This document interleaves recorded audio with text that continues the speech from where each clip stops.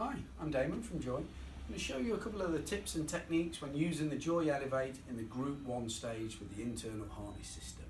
So first of all, the product has got a no rethread harness system. So at the back here we'll see that we can easily adjust the harness and headrest system as the child gradually grows. So very easy to adjust that as the child is in the growing stages. Easy adjust harness system, so we've got a press button at the front to lengthen the harness, and we want to pull forwards and downwards below the pads to lengthen that. Of course, that will enable us to be able to get the child out easily. And if we get into this sort of routine before we unbuckle the child, it ensures as we're loading the child in, we reduce the chance of getting the harness twisted, and also then ensures that depending on what the clothing changes are between them getting out and in, we can adjust the harness specifically to the clothing they're wearing ready for that journey. 2 fingers at the top of the shoulder and a little wiggle is what we're looking for. If we can make a loop, it's too loose, we do need to further tighten the actual harness system. But installing the product, really easy on this unit, but there is a little routine that is best employed. So first of all, pull the tongue to the top of the roof of the car. We can just pass that straight through the back. So really quick and easy to get the seat installed into the car. So just straight through and engage it into the vehicle buckle.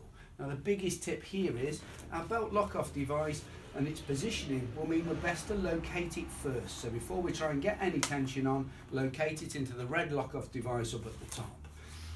Once we've done that, undo the child's harness system, because we're going to want to use our body weight to help get this nice and tight in the car. So I'm going to kneel on the seat to compress the cushion and pull all the slack out of here. So just turn the seat back this way.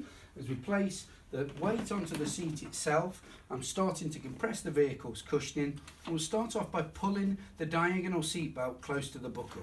So we'll give the seat a really good pull while we're pulling on that, and then simply transfer the slack from our left hand through to the right hand. So we're going to move that from this side over to the diagonal belt. All the time I've got the vehicle seat compressed by using the body weight, and as we've fed that slack through, that's locked off automatically through the belt lock-off device. As we take the body weight off, that now ensures that we've got the seat installed nice and tight and can be found and checked by checking the seat belt down at the bottom there.